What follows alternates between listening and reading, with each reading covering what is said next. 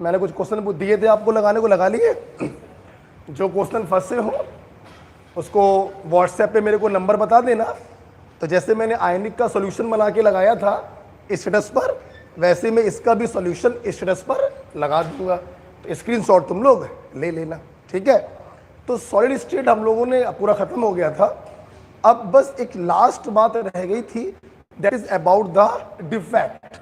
Okay, देखो भाई, defect और इम्परफेक्शन, आज बस यही तो पढ़ाना है अपन लोग को। अच्छे से पढ़ लो इस पॉइंट को, ठीक है। देखो,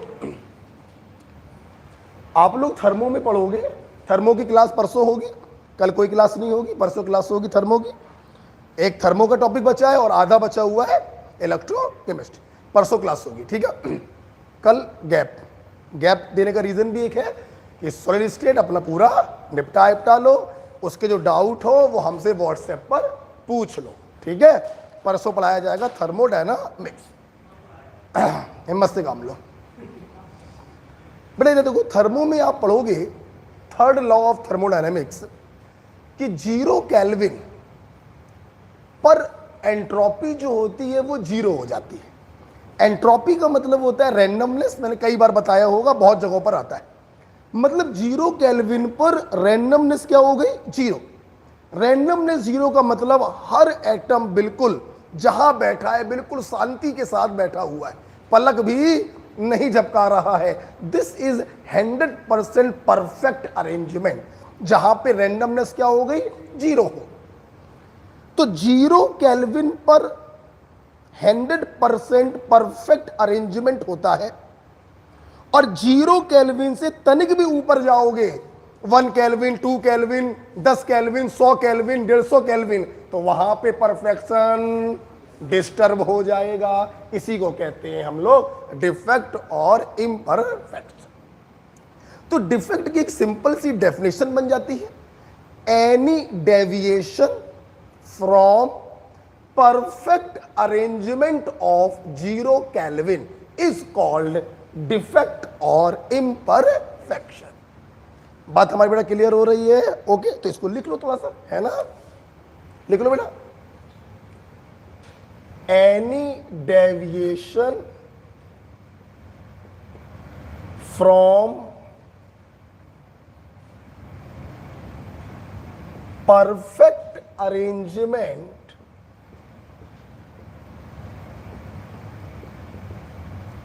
of 0 Kelvin is called defect.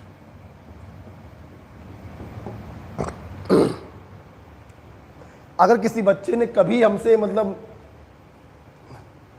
Entropy या रैंडमनेस नाम ही नहीं सुन रखा है हमारे मुंह से, ऐसा हो नहीं सकता, 10 बार बताया गया होगा, एडजॉर्प्शन में बहुत जगह बताया होगा। तो जैसे 1-2 बच्चे बैठे हुए हैं फ्रेशर बैच के, चूंकि देखो बेटा, हमारा कहना क्या है, जब आप बेटा 0 केल्विन पर होंगे ना, 0 केल्विन पर, तो मान लो ये कोई सॉलिड का टुकड़ा है। जब आप 0 केल्विन पर होगे ना, तो ये सॉलिड जिससे मिलकर बना है वो बिल्कुल चुपचाप अपनी जगह पर बैठा रहेगा, तनिक भी हिले डुलेगा भी नहीं, बिल्कुल अपनी जगह बैठा, हिल भी नहीं सकता है, क्योंकि एंट्रोपी क्या हो गई है? 0। रैंडमनेस क्या हो गई? 0। हिलना डुलने का मतलब होता है रैंडमनेस, ठीक है। अब 0 केल्विन पर ये पोजीशन थी, तुमने जैसे ही टेम्परेचर को बढ़ाया तो इनका हिलना डुलना चालू हो गया। अभी परफेक्ट अलाइनमेंट नजर आ रहा है, तो ऐसे हिलना डुलना क्या हो जाता है? इनका चालू हो जाता है। तो इसी डेविएशन को हम लोग क्या कहते हैं? डिफेक्ट। बात बड़ा क्लियर हो रही है? तो any deviation from perfect arrangement of 0 kelvin is called defect और इम्परफेक्शन। अच्छा भाई, अब अपन लोग को जो मेनली जो डिफेक्ट पढ़ने हैं वो 2 प्रकार के। बेटा कितने प्रकार के हैं? 2 प्रकार के, ठीक है। कौन कौन सी? ये 2 प्रकार के हैं, बोलेंगे स्टैचियोमेट्रिक डिफेक्ट और नॉन स्टोकियोमेट्रिक डिफेक्ट। बोलो बस, स्टोकियोमेट्रिक डिफेक्ट और नॉन स्टोकियोमेट्रिक डिफेक्ट। तो दो प्रकार के हैं, हेडिंग डाल लीजिएगा और 2 टाइप लिखने के बाद पेन बंद कर दीजिए। ठीक है, अब जैसे मैं लिखूंगा वैसे लिखिएगा। स्टोकियोमेट्रिक डिफेक्ट। देखिए, सबसे पहले मैं आपको स्टोकियोमेट्रिक डिफेक्ट और नॉन स्टोकियोमेट्रिक डिफेक्ट में अंतर बता दूं। क्या बता दूं बेटा? अंतर सुनना। एक सॉलिड है, उसका फार्मूला है A4B8, मान लिया। ठीक, अब मान लो क्या हुआ बेटा, इसका फार्मूला चेंज होके हो गया A2B4, मान लिया समझाने के लिए। तो यहां पर कैटायन और एनायन का रेशियो कितना है? 1:2। और डिफेक्ट के बाद भी रेशियो कितना है? 1:2। तो अगर रेशियो में कोई डिफरेंस ना आए, इंपीरिकल फार्मूले में कोई डिफरेंस ना आए, तो उसे कहते हैं स्टोकियोमेट्रिक डिफेक्ट। मतलब इंपीरिकल फार्मूले का मतलब होता है स्मॉलेस्ट नंबर या रेशियो, उस पर कोई फर्क नहीं आया। लेकिन मान लो बेटा इसका फार्मूला चेंज होकर हो जाए A3B8, अब बताइए रेशियो क्या आएगा? 3 एकम 3, 3 दूनी 6 और 3 6 18, अगेन 3 6 18। पहले रेशियो था 1:2 और अब रेशियो हो गया 1:2.66। इंपीरिकल फार्मूला बदल गया, रेशियो बदल गया। तो this kind of defect is called non stoichiometric defect and this kind of defect is called stoichiometric defect. हमारी बात से सहमत है? पक्की बात है? अच्छा बेटा एक बात सोचो, सोचो सिर्फ अभी, एक मोटा मोटा हम आइडिया दे रहे हैं आपको, तो चलो बाद में दे देंगे। अंतर दोनों में समझ में आ गया? बताइए, after defect ratio of cation and anion remain same, this is called stoichiometric defect, and if changes this is called non stoichiometric defect. अब समझाया ही है तो लिखवा भी देते हैं ना, आप मत लिखना अभी, ओके? हम जब आपको समय देंगे आप तब लिखें। अच्छा, अभी सिर्फ आप लोग आराम से देखो।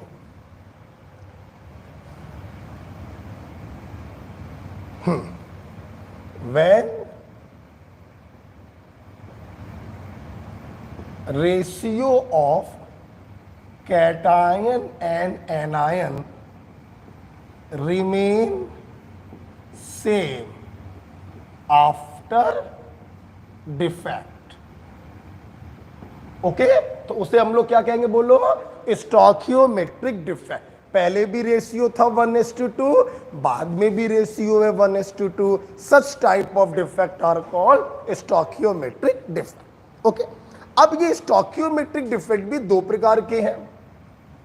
एक है बेटा शॉटकी डिफेक्ट, बोलो बेटा कौन सा? Schottky defect. और दूसरा है बेटा फ्रैंकल डिफेक्ट।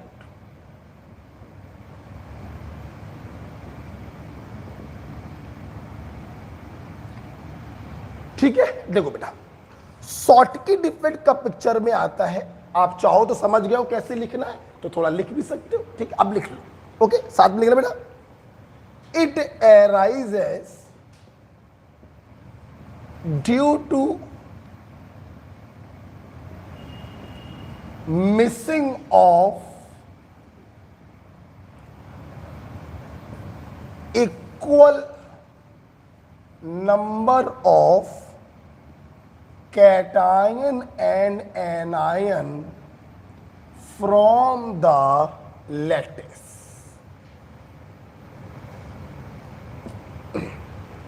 जब लैटिस बोल लो या सॉलिड बोल लो, एक ही बात है। जब लैटिस के अंदर से इक्वल नंबर ऑफ कैटायन और एनायन मिस हो जाती हैं, लैटिस को छोड़ के बाहर चले जाते हैं, तो such kind of defect are called Schottky defect. मान लो बेटा पहले फार्मूला था A4B4, ठीक ठीक।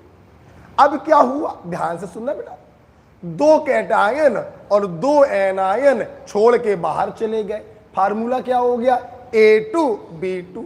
पहले भी रेशियो 1:1, बाद में भी रेशियो 1:1, इसे क्या कहोगे, स्टोकियोमेट्रिक डिफेक्ट। ओके, इधर देखो सब लोग, जैसे अब देखो बेटा हम क्या कर रहे हैं, जो लैटिस होता है उसको कुछ ऐसे दिखा रहे हैं। देखो बेटा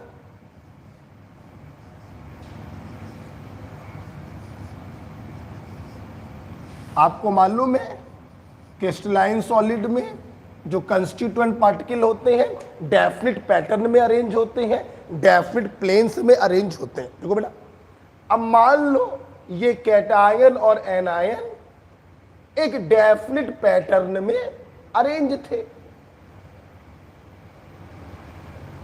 अब देखना बेटा क्या हुआ, जब शॉर्टकी डिफेक्ट हुआ तो क्या हुआ, देखना बेटा एक कैटायन ने सॉलिड को छोड़ के वो बाहर चला गया और एक एनायन सॉलिड को छोड़कर बाहर चला गया, तो such type of defect is called Schottky defect.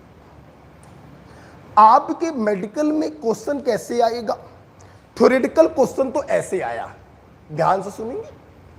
If equal number of cation and anion misses या leave the solid, such type of defect is called, आपने आंसर मार दिया शॉर्टकी डिफेक्ट।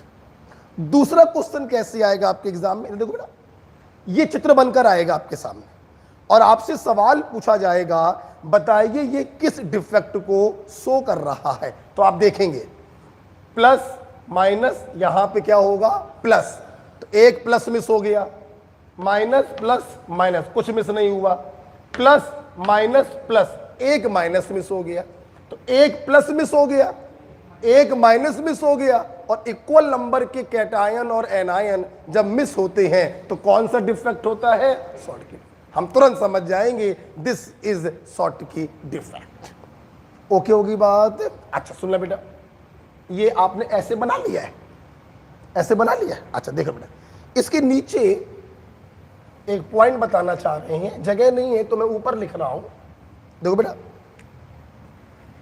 जब बेटा कैटायन और एनायन अपनी साइट को छोड़कर बाहर चले जाते हैं तो इन रिक्त स्थानों को हम कहते हैं होल। बेटा बोलो क्या कहते हैं, वॉइड नहीं कहेंगे, क्या कहेंगे, होल्स कहेंगे। बोलो बोलो क्या कहेंगे, होल। देखो बेटा तो जब एक शॉर्टकी डिफेक्ट हुआ, एक शॉर्टकी डिफेक्ट का मतलब एक कैटायन और एक एनायन बाहर चला गया तो कितने होल पैदा हुए, दो। तो क्या मैं ये नहीं लिख सकता हूं कि 2 होल्स आर क्रिएटेड पर शॉर्टकी डिफेक्ट। किसी बच्चे को डाउट है, बोलो, बताएंगे सब लोग। अगर 1000 शॉर्टकी डिफेक्ट हो तो कितने होल क्रिएट होंगे, 2000। 1,00,000 शॉर्टकी डिफेक्ट हो तो कितने होल क्रिएट होंगे, 2,00,000। एक शॉर्टकी डिफेक्ट होने पर just double 2 holes are created. Okay होगी बात, ठीक है। अच्छा अब जाओ थोड़ा सा कंपैरेटिव स्टडी कर लें फ्रैंकल डिफेक्ट से, ठीक है। देखिए बड़ा इसमें क्या होगा, देखिए it arises when cation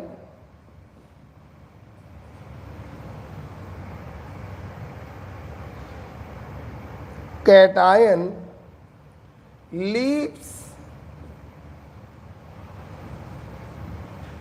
its site and occupies interstitial space.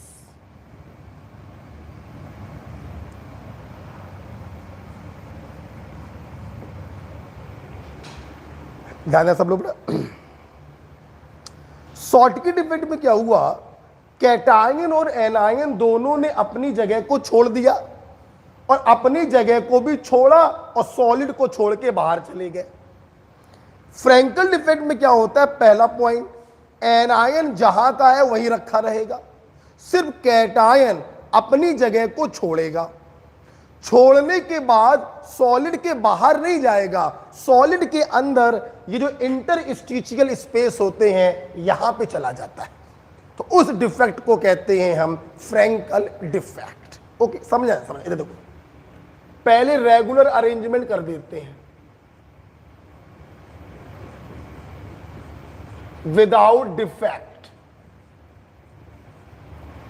Plus minus plus minus plus. ध्यान रखना बेटा, जब भी क्वेश्चन आते हैं अल्टरनेट फैशन में अरेंज किए जाते हैं, ध्यान रखिएगा।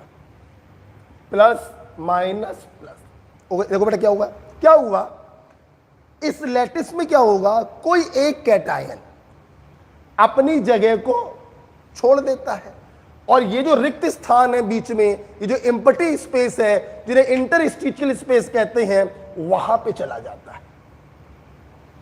तो such type of defect are called Frenkel defect. Okay, ध्यान समझना बेटा, कुछ सोचना बेटा, सिर्फ कैटायन अपनी जगह को छोड़ रहा है और छोड़ने के बाद कोई बाहर नहीं गया, अभी भी सॉलिड के अंदर है, तो रेशियो पे कोई फर्क नहीं पड़ेगा। Such type of defect are called stoichiometric defect. Okay, next point, जब एक फ्रैंकल डिफेक्ट हुआ तो एक होल क्रिएट हुआ, जबकि एक शॉर्टकी डिफेक्ट पर दो होल क्रिएट हो रहे थे। तो दूसरा पॉइंट यहां पे बन गया, वन होल इज क्रिएटेड पर Frenkel defect. One hole is created पर फ्रैंकल डिफेक्ट। ओके, चलिए पहले ये बताओ तुम लोगों को स्टोकियोमेट्रिक का मतलब समझ में आ गया कि डिफेक्ट के बाद रेशियो पर कोई फर्क पड़ना नहीं चाहिए। यहां पर जितने कैटायन और जितने एनायन बाहर गए तो भी फर्क नहीं पड़ा, और यहां पे कैटायन निकला लेकिन निकलने के बाद सॉलिड के अंदर ही रह गया, इसलिए रेशियो पर कोई फर्क नहीं पड़ा। तो both are the example of stoichiometric defect. ठीक है, आप जरा सुनना बेटा। तीसरा बेटा पॉइंट होता है कि इन डिफेक्ट के कारण सॉलिड की डेंसिटी पर क्या फर्क पड़ता है। देखिए, डेंसिटी बराबर होता है मास पर यूनिट वॉल्यूम। ओके, ध्यान से समझना। एक बात बताओ, जब ये डिफेक्ट हुआ तो हमने इन डायमेंशन पर कोई चेंजमेंट किया नहीं किया, मतलब लंबाई, चौड़ाई और ऊंचाई तीनों अभी भी बराबर है, तो वॉल्यूम तो क्या रहेगा, बोलो, कांस्टेंट। लेकिन जब कैटायन और एनायन ने सॉलिड को छोड़ के बाहर चले गए तो सॉलिड का मास क्या हो गया, कम। तो जब मास बेटा कम हो गया तो जाहिर सी बात है ये रेशियो भी क्या हो जाएगा, कम। मतलब शॉर्टकी डिफेक्ट के कारण सॉलिड की डेंसिटी क्या हो जाती है, कम। ओके, अगर समझ में आया है तो जल्दी से बताओ, फ्रैंकल डिफेक्ट से डेंसिटी पे क्या फर्क पड़ेगा, कोई फर्क नहीं पड़ेगा, वॉल्यूम भी वही है और मास भी वही, इसलिए डेंसिटी क्या रहेगी, कांस्टेंट रहेगी। कोई डेंसिटी बराबर मास पर यूनिट वॉल्यूम, ये भी कांस्टेंट है, ये भी कांस्टेंट है, तो ये भी क्या आएगा, कांस्टेंट ही आएगा। ओके, जब क्लास लेते हैं तभी फोन आते हैं। ओके, अच्छा बेटा सुनो, आगे बढ़ा जाए। नेक्स्ट पॉइंट, नेक्स्ट पॉइंट देखो बेटा, ये भी इंपॉर्टेंट पॉइंट है, ध्यान से देखेंगे, थ्योरेटिकल पॉइंट है बेटा। लिखो, दिस डिफेक्ट, शॉर्ट की डिफेक्ट की बात चल रही है, this defect usually present in good ionic solid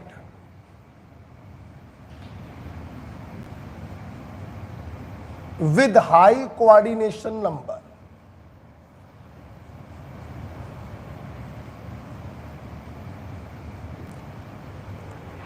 जो अच्छे आयनिक सॉलिड होते हैं, जिनका कोऑर्डिनेशन नंबर काफी ज्यादा होता है, उन सॉलिड्स में शॉर्टकी डिफेक्ट पाया जाता है। ओके, ध्यान दो सब। आपको मालूम है अभी पिछली क्लास में आपने आयनिक सॉलिड में पढ़ा था रेडियस रेशियो रूल, याद है आपको? रेडियस रेशियो में आपने पढ़ा था, मैं यहां बता रहा हूं कि 34 दूनी 68 पढ़ा था। बोलो बोलो बोलो। तो हाई कोऑर्डिनेशन नंबर का मतलब है कोऑर्डिनेशन नंबर 6 और कोऑर्डिनेशन नंबर 8। जनरली जो आयनिक सॉलिड कोऑर्डिनेशन नंबर 6 और 8 शो करते हैं, उनमें शॉर्टकी डिफेक्ट पाया जाता है। आप जल्दी से बताओ अगर याद है तो। कोऑर्डिनेशन नंबर 6 आया था फॉर 0.4142, 0.732 और 0.732221। कुछ याद आया? मतलब हाई कोऑर्डिनेशन नंबर उन्हीं में होता है जिनका रेडियस रेशियो भी हाई होता है। क्या होता है? हाई। यस। तो शॉर्टकी डिफेक्ट यूजली उन आयनिक सॉलिड में पाया जाता है जिनका रेडियस रेशियो हाई होता है। बेटा बोलो क्या होता है? हाई। हाई तभी होगा जब कोऑर्डिनेशन नंबर 6 और 8 होगा। इज इट क्लियर बेटा? अच्छा, अब मेरी बात सुनो, सोचो सोचो। रेडियस रेशियो हाई होना चाहिए, तभी कोऑर्डिनेशन नंबर हाई होगा, तभी शॉर्टकी डिफेक्ट पिक्चर में आएगा। ठीक, अब सोचो कोई रेशियो हाई कब हो सकता है? जब ऊपर वाली वैल्यू बड़ी हो, बोलो, और नीचे वाली वैल्यू छोटी। अब देखिए जरा, एक कितना सिली मिस्टेक बच्चे करते हैं। बहुत ही छोटी मिस्टेक है जो बच्चे कर देते हैं। देखना, ऊपर वाली वैल्यू बड़ी हो, नीचे वाली वैल्यू छोटी हो, तभी तो कोऑर्डिनेशन नंबर ज्यादा होगा। बेटा, बड़े होने और छोटे होने का मतलब ये नहीं होता है कि कैटायन का साइज एनायन के साइज से बड़ा हो जाए। No no no no no. Cation का साइज अगर एनायन के साइज से बड़ा हो गया तो रेडियस रेशियो की वैल्यू 1 से ज्यादा हो जाएगी। तो हम लोगों को मालूम है 1 से ज्यादा, अबे रेडियस रेशियो 1 नहीं हो सकता, तुम 1 से ज्यादा की बात कर रहे हो। कैटायन का साइज बड़ा और एनायन का साइज छोटा होना चाहिए। इसका तात्पर्य यह होता है, सुनिएगा आपको समझ में आ जाएगा, आप अपने आप समझ जाओगे मैं क्या कहना चाहता हूं। बताना, इसके लिए शॉर्टकी डिफेक्ट होगा या इसके लिए होगा, ये मैं कहना चाहता हूं। रेडियस रेशियो हाई तब होगा जब कैटायन और एनायन के साइज का डिफरेंस बहुत ज्यादा ना हो, बहुत कम, तभी रेडियस रेशियो की वैल्यू 1 के क्लोज आएगी, तभी रेडियस रेशियो की वैल्यू हाई आएगी, तभी कोऑर्डिनेशन नंबर हाई होगा, तभी शॉर्टकी डिफेक्ट पिक्चर में आएगा। ये तो बेटा पॉसिबल ही नहीं है। ना ना ना ना, ये तो अरेंजमेंट ही पॉसिबल नहीं है आयनिक सॉलिड में। इसका मतलब हो गया रेडियस रेशियो मोर देन 1। ये तो बिल्कुल सरासर क्या है? गलत। ओके, तो रेडियस रेशियो हाई का बेटा मतलब क्या है? मैं चाहूंगा मेरे छात्र ये वाला अरेंजमेंट बनाए और उसके नीचे लिखे, चलो मैं लिख देता हूं कि रेडियस रेशियो हाई का मतलब है दोनों का साइज कंपेरेबल होना चाहिए।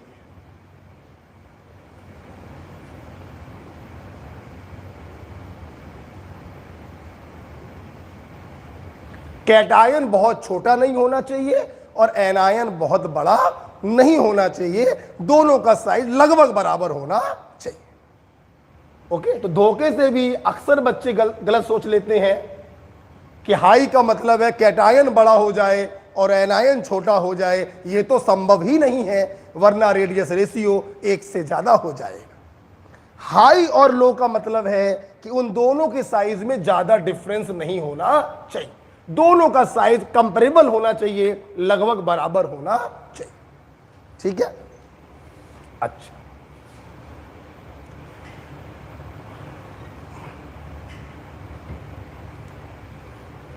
फ्रैंकल के नीचे लिखो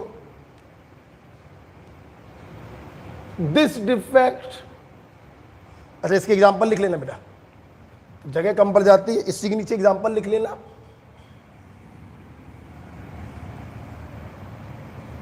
हाई कोऑर्डिनेशन नंबर किसमें था? 6 और 8। 6 का मतलब हो गया NaCl टाइप और 8 का मतलब हो गया सीजियम क्लोराइड। ठीक है, अच्छा, यहां पे क्या लिखोगे? This defect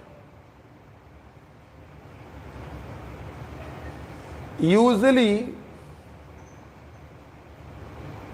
present in less ionic solid with low coordination number। और आप समझ गए होंगे लो कोऑर्डिनेशन नंबर कब होगा? जब रेडियस रेशियो की वैल्यू काफी कम होगी। तो रेडियस रेशियो लो होना चाहिए। और जल्दी से बताओ रेडियस रेशियो लो कब होगा?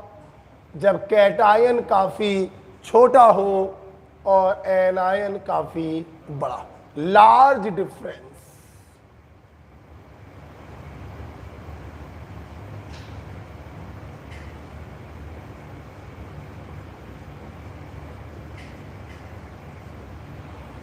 ओके, और इसके एग्जाम्पल आप लिख सकते हैं।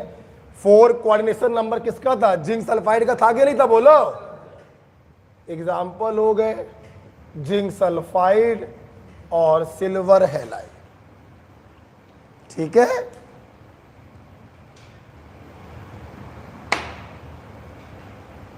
ये हमने आपको शॉर्टकी डिफेक्ट और फ्रैंकल डिफेक्ट को कंपैरिजन करके पढ़ाया और आपको उम्मीद है समझ में आ गया होगा। अब इन दोनों डिफेक्ट को लेकर कुछ बातें हम बताना चाहते हैं। बताएं बोले ये वाला पॉइंट समझ में आया कि नहीं आया? आ गया। हाई रेडियस रेशियो का मतलब कैटायन बड़ा हो जाए एनायन छोटा हो जाए? नहीं नहीं नहीं, दोनों का साइज लगभग बराबर हो जाए। ठीक है, चल अब आप लोग क्या करेंगे, सुनो, देखो जरा। आप लोगों ने स्टोइकियोमेट्रिक डिफेक्ट को 2 भागों में पढ़ा, इधर शॉर्टकी पढ़ा, इधर फ्रैंकल पढ़ा। अब हम जो बातें बताएंगे पूरे पन्ने पे लिखेंगे। ठीक है, कैसे लिखेंगे देख लो, पूरे पेज पर लिखेंगे, डब्बे के अंदर। शॉर्टकी और फ्रैंकल डिफेक्ट दोनों को मिलाकर हम 3 बातें और बताना चाहते हैं। बात नंबर 1, शॉर्टकी और फ्रैंकल डिफेक्ट के कारण सॉलिड की स्टेबिलिटी क्या हो जाती है, कम। लिखेंगे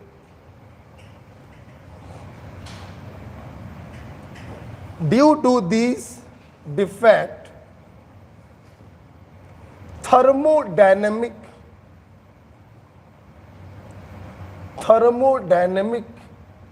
stability of solid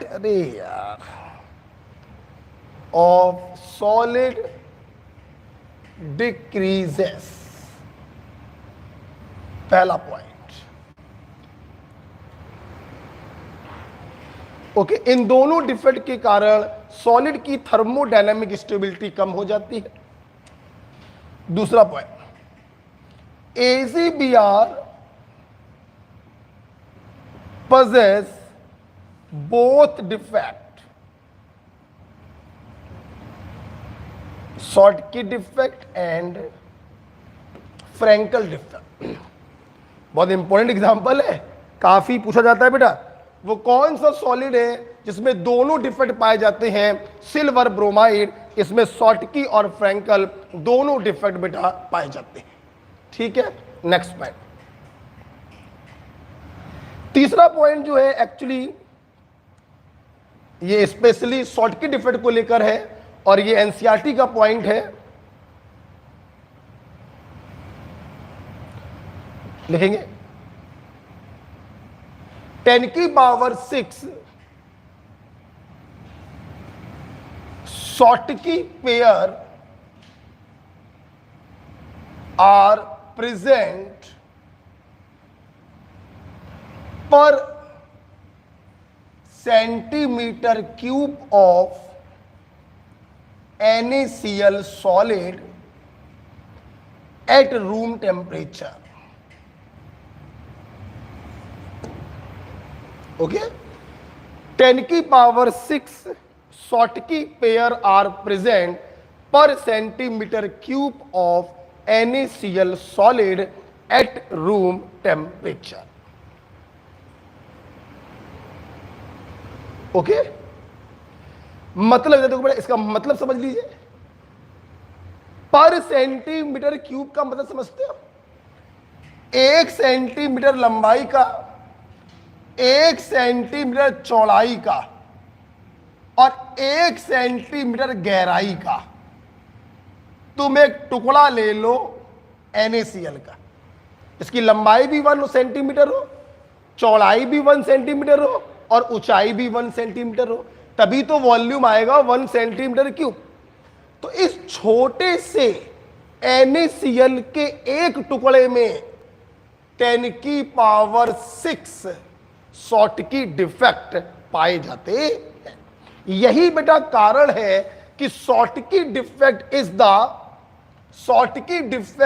the most common defect. जगह नहीं है, आप नीचे ऐसा करके लिख लीजिएगा, Schottky defect is the most common defect. Okay, आप देख लो बेटा, एक छोटे से NaCl के टुकड़े में जिसका वॉल्यूम 1 सेंटीमीटर क्यूब है, उसमें 10 की पावर 6 पेयर शॉटकी पाए जाते हैं। 10 की पावर 6 का मतलब हो गया 10 लाख शॉटकी डिफेक्ट पाए जाते हैं। ठीक है, चल, तो ये आपके सामने हुआ शॉटकी और Frenkel defect. Most common defect किसे कहते हैं बताओ? शॉटकी डिफेक्ट को। वो कौन सा सॉलिड है जिसमें दोनों डिफेक्ट पाए जाते हैं? बोलो, AgBr को। NaCl के 1 सेंटीमीटर क्यूब में कितने शॉटकी पेयर पाए जाते हैं? 10 की पावर 6। ओके, चलो फटाफट बोलेंगे, फटाफट बताएंगे। देख के बताओ, समय बहुत हो चुकी है आज हमारे पास, देख के बताना। आपके एग्जाम में एक ये फिगर बनकर आ गया, ठीक है, और आपसे पूछा गया शॉटकी डिफेक्ट होगा या फ्रैंकल डिफेक्ट। ओके,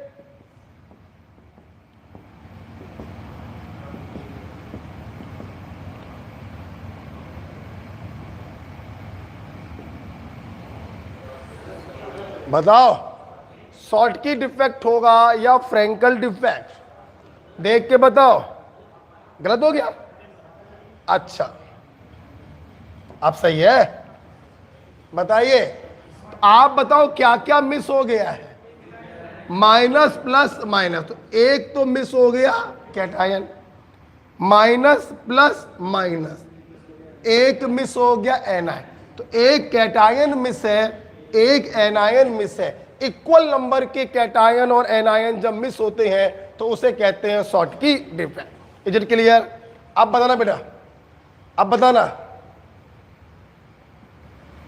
ध्यान से सब लोग बताएंगे।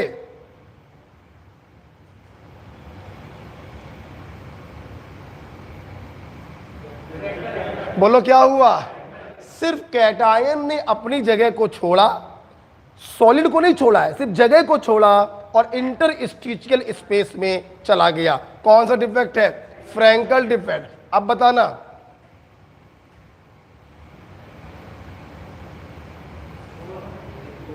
बोलो बोलो, दोनों प्रकार के डिफेक्ट है। आप देखिए, एक कैटायन ने अपनी जगह को छोड़कर इंटरस्टिशियल स्पेस को घेर लिया, फ्रैंकल डिफेक्ट हो गया। और एक कैटायन और एक एनायन ने सॉलिड को छोड़ के बाहर चले गए तो शॉर्टकी डिफेक्ट भी हो गया। तो इस अरेंजमेंट में शॉर्टकी डिफेक्ट भी है और फ्रैंकल डिफेक्ट भी। क्लियर हो गया बड़ा पॉइंट? नेक्स्ट पॉइंट सब लोग बताएंगे। शॉर्टकी डिफेक्ट के कारण मास क्या हो गया? बोलो। तो डेंसिटी क्या हो गई? फ्रैंकल डिफेक्ट में मास पे कोई फर्क, तो डेंसिटी पे कोई फर्क। शॉर्टकी डिफेक्ट पाया जाएगा हाई कोऑर्डिनेशन नंबर या लो कोऑर्डिनेशन नंबर? हाई। और फ्रैंकल डिफेक्ट लो। हाई कोऑर्डिनेशन नंबर कब होता है? जब रेडियस रेशियो हाई या लो? हाई। लो कोऑर्डिनेशन नंबर कब होता है? जब रेडियस रेशियो लो। रेडियस रेशियो हाई कब होगा? जब कैटायन बहुत छोटा हो या एनायन के लगभग बराबर हो। एनायन के लगभग बराबर। रेडियस रेशियो कम कब होगा? जब कैटायन बहुत छोटा हो या एनायन के लगभग बराबर हो। बहुत छोटा। Is it clear? कौन से सॉलिड में दोनों प्रकार के डिफेक्ट होते हैं? एजी। क्या ये AgBr का एग्जांपल है? बिल्कुल। फ्रैंकल डिफेक्ट भी हो गया और शॉर्टकी डिफेक्ट भी हो गया। Is it clear? इन दोनों डिफेक्ट के कारण थर्मोडायनामिक स्टेबिलिटी कम हो जाती है। NaCl के 1 सेंटीमीटर क्यूब के टुकड़े में कितने शॉर्टकी पेयर पाए जाते हैं? 10 की पावर 6। नेक्स्ट में, एक शॉर्टकी डिफेक्ट हुआ तो 2 होल पैदा होंगे। बोलो। और एक फ्रैंकल डिफेक्ट हुआ तो 1 होल पैदा। क्लियर हो गया पॉइंट? चल, शॉर्टकी हो गया। और हेलो हेलो, फोन में इसलिए उठा लेता हूं, ऐसा ना हो कहीं कि ये चलना बंद हो जाए। चल रहा है, देखो कोई बच्चों का फोन आ रहा है। चल रहा है? आ जाओ बेटा, आगे बढ़ेंगे। अच्छा बेटा, तुमने एक बात बताओ कि तुम्हारी समझ में ये आ गया कि डिफेक्ट चाहे शॉर्टकी हो चाहे फ्रैंकल हो, कैटायन और एनायन के रेशियो पे कोई फर्क है? नहीं पड़ा। दोनों छोड़ के चले गए तो भी रेशियो सेम रहा। और कैटायन ने बस अपनी जगह छोड़ी है, सॉलिड को नहीं छोड़ा तो भी रेशियो सेम रहा। Both are the example of stoichiometric defect. Okay, अब हम लोग जा रहे हैं नॉन स्टोकियोमेट्रिक डिफेक्ट पढ़ने।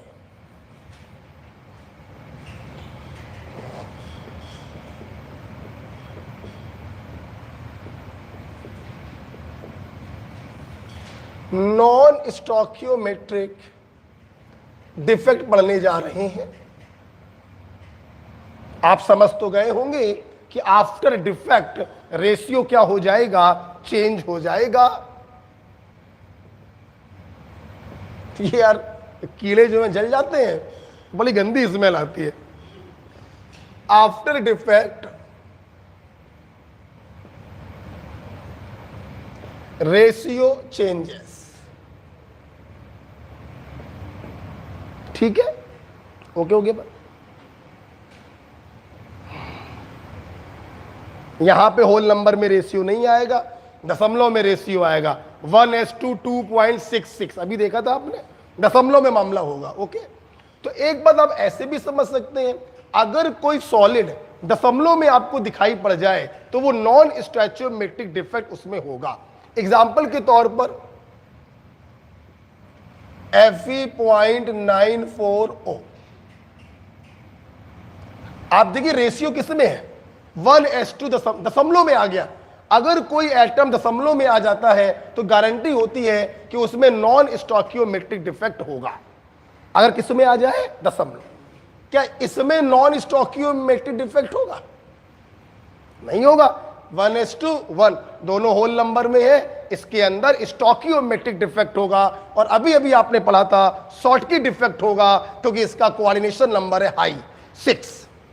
ठीक है? तो नॉन स्टोकियोमेट्रिक की 2 बातें समझाई। आफ्टर डिफेक्ट रेशियो चेंजेस, और कभी कोई सॉलिड ऐसा दिखाई पड़े जिसमें कोई एटम दशमलव में लिखा हो तो यह अंडरस्टूड होता है कि वो नॉन स्टोकियोमेट्रिक डिफेक्ट शो कर रहा होगा। ठीक है? अब ये भी बेटा 2 प्रकार के। पहला, metal excess defect.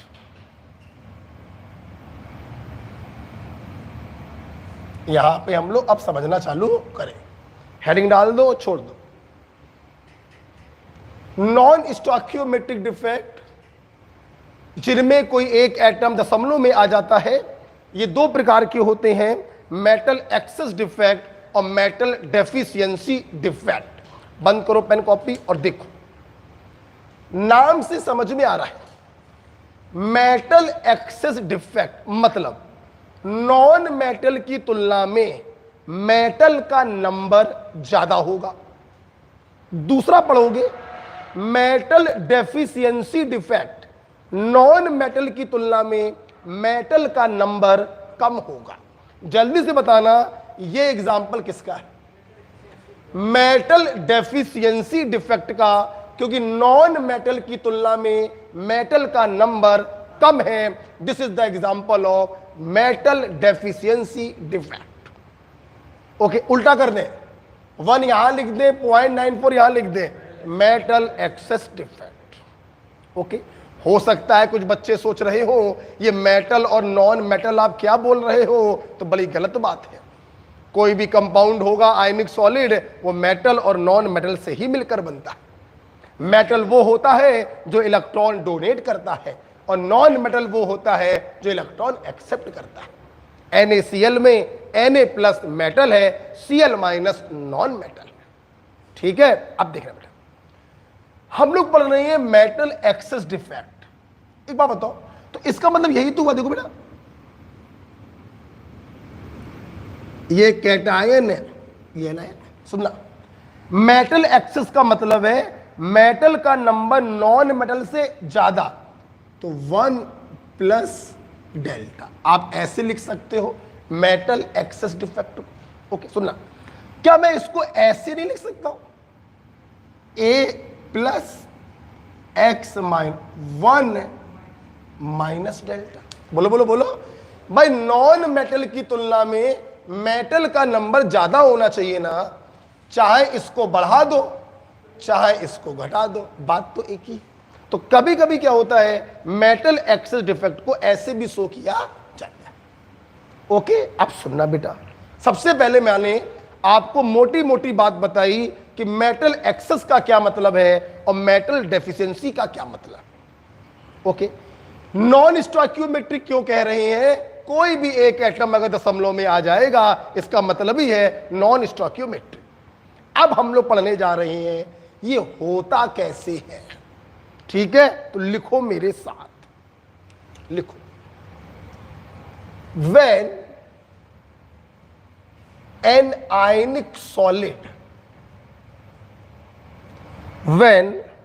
an ionic solid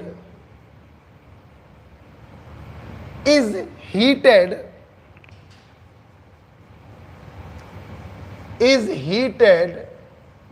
in presence of vapor of its metal।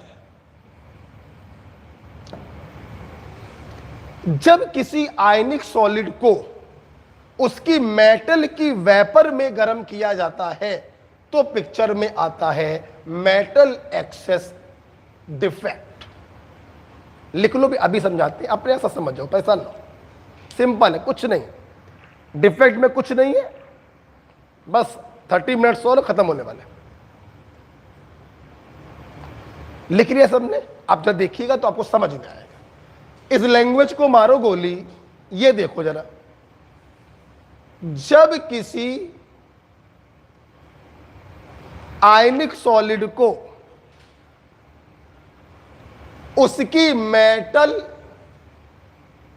की वेपर में गर्म किया जाता है तो जो डिफेक्ट पिक्चर में आता है उसे कहते हैं मेटल एक्सेस डिफेक्ट। खत्म करो बात, समझ में आया? ये डिफेक्ट कब होगा?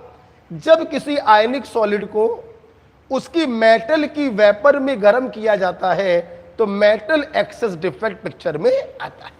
ठीक, यहां पर जगह कम पड़ेगी? नहीं पड़ेगी। अब ध्यान से सब लोग देखें। ओके, कहो तो रब कर दे, कोई दिक्कत तो नहीं। लिख चुके हो तुम लोग? ये भी बना लेना है ऐसे। ये भी बना,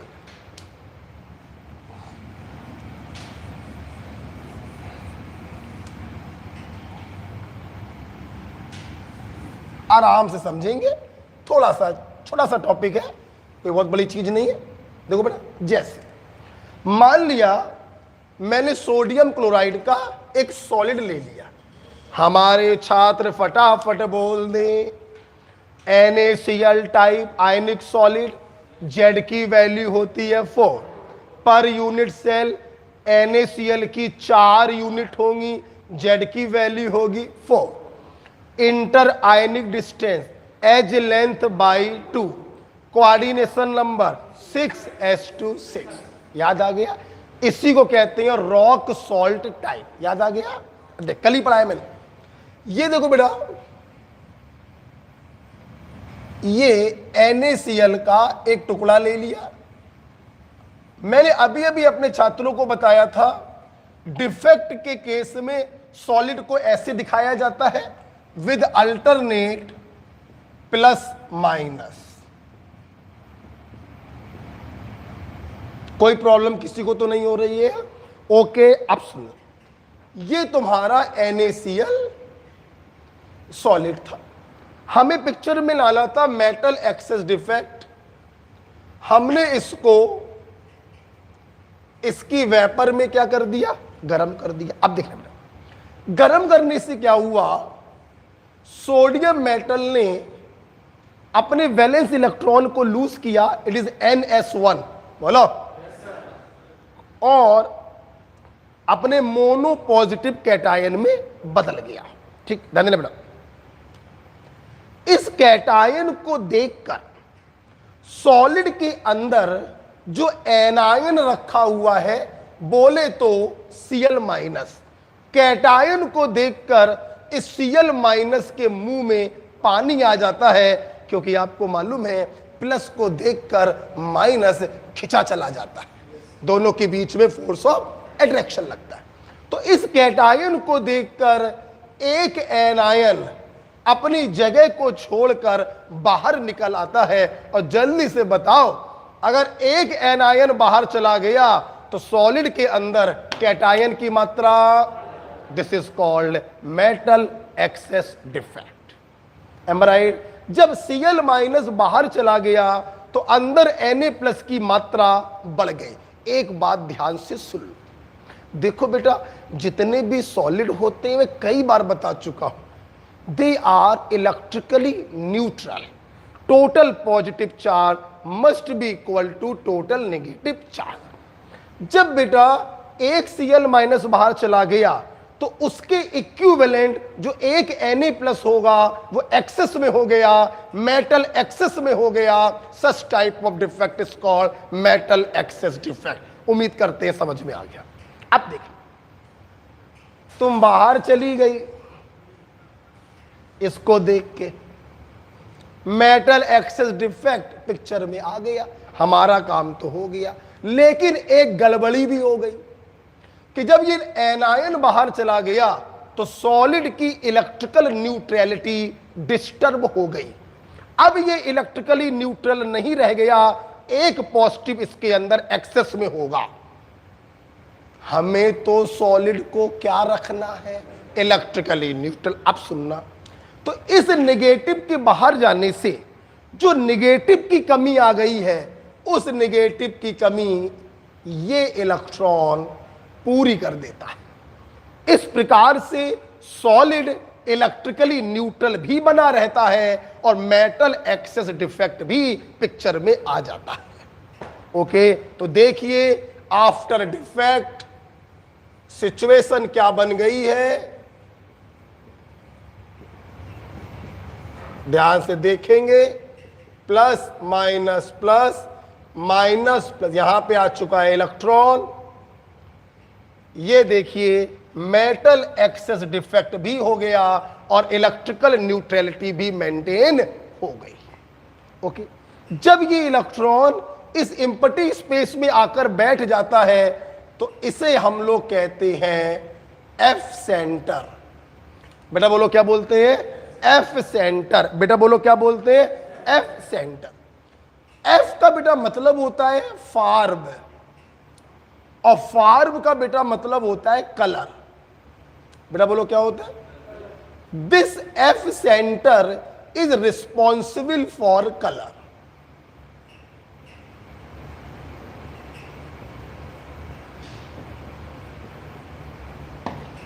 this F centre is responsible for the colour. तो मेटल एक्सेस डिफेक्ट, जब किसी आयनिक सॉलिड को उसी मेटल की वेपर में गर्म किया जाता है तो मेटल एक्सेस डिफेक्ट आता है।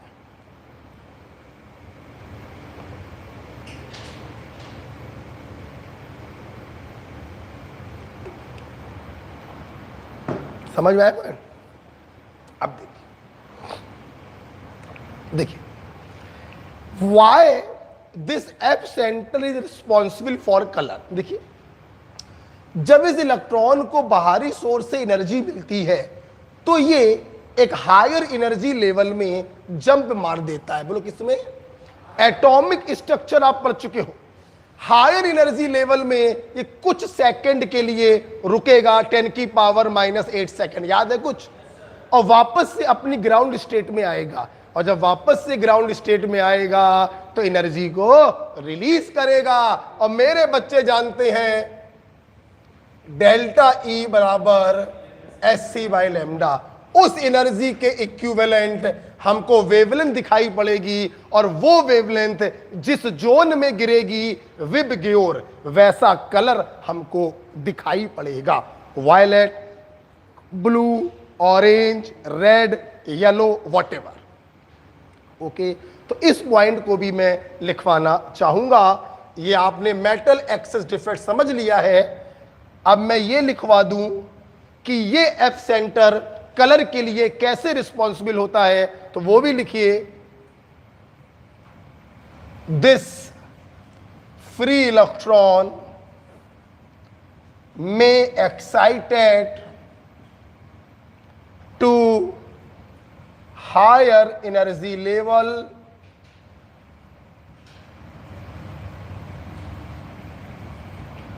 by absorbing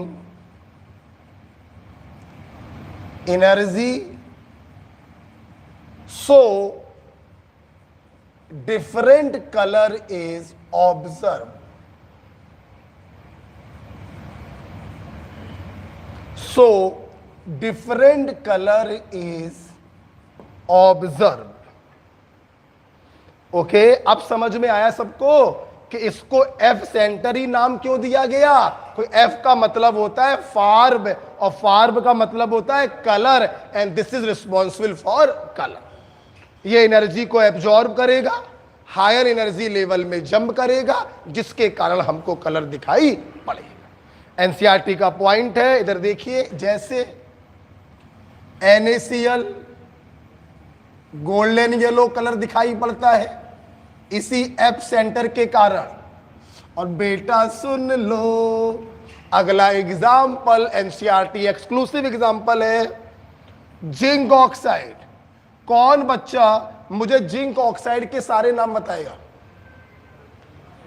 जिनसाइड भी कहते हैं, और चाइनीज व्हाइट भी कहते हैं, और फिलोसफर वुल भी कहते हैं।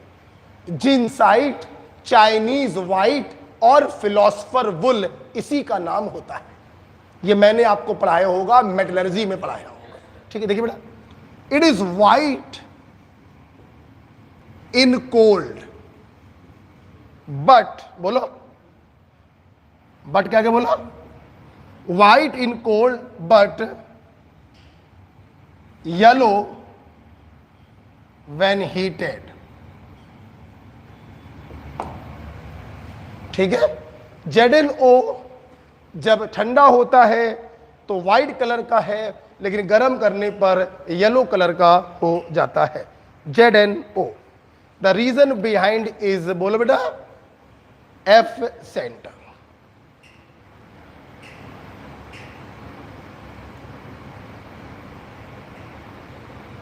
ठीक है बेटा,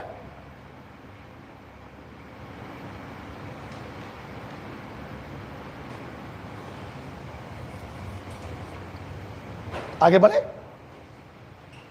इस प्रकार से मेटल एक्सेस डिफेक्ट क्या हो गया, खत्म हो गया। चलो मुझे हिंदी में बताना, मेटल एक्सेस डिफेक्ट पिक्चर में कब आएगा, बोलो। जब किसी आयनिक सॉलिड को उसकी मेटल की वेपर में गर्म करेंगे तो मेटल एक्सेस डिफेक्ट पिक्चर में आएगा। जब मेटल की वेपर को गर्म किया, उसने वैलेंस इलेक्ट्रॉन को लूज किया, अपने कैटायन में बदल गया।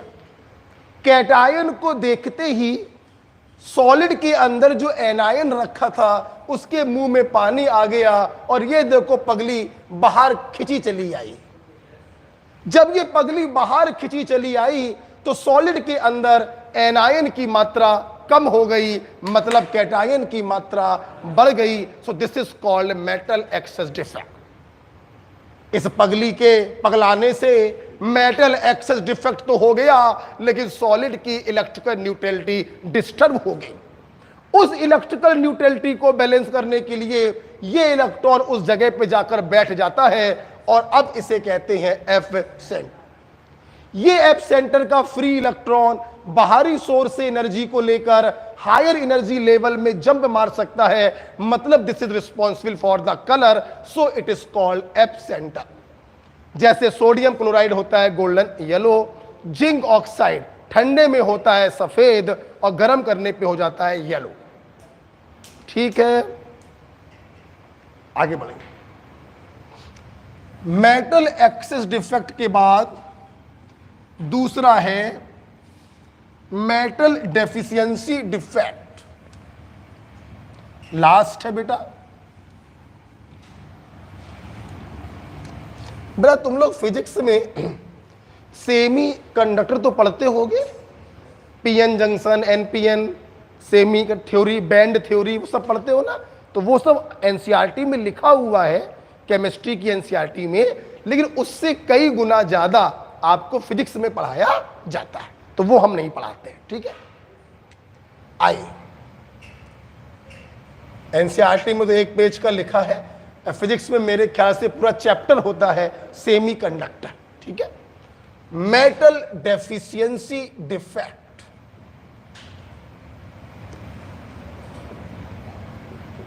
हमें बस इतना बता दो कि मेटल डेफिशिएंसी डिफेक्ट को कैसे लिखें, 1 प्लस डेल्टा या माइनस डेल्टा, जल्दी बताओ। Minus delta. नॉन मेटल की तुलना में मेटल का अमाउंट कम हो गया, this is called metal deficiency defect. यहां से न्यूमेरिकल क्वेश्चन पूछा जाता है। एनसीईआरटी की एक्सरसाइज में बड़ा प्यारा क्वेश्चन दिया है, सीबीएसई में आ चुका है वो सवाल, एम्स में आ चुका है वो सवाल, शायद आईआईटी में भी आ चुका है वो सवाल। ठीक है, 2 कौलिक सवाल है, अभी कराते हैं, पढ़ाएं इसको, बंद करो पहले। देखो मेटल डेफिशिएंसी डिफेक्ट में सबसे पहले ये सुन लो, ये वो सॉलिड शो करते हैं जिनका मेटल वेरिएबल वैलेंसी शो करता हो। बोलो क्या शो करता हो, वेरिएबल वैलेंसी।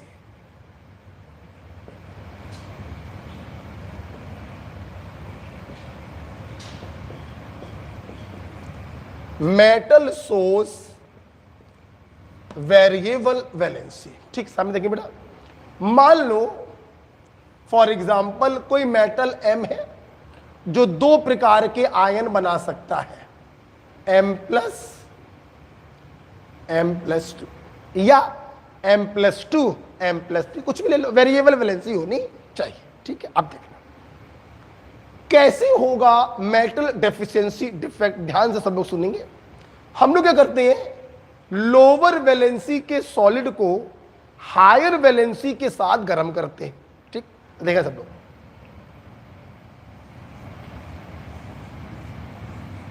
समझने का प्रयास करेंगे, कुछ नहीं है।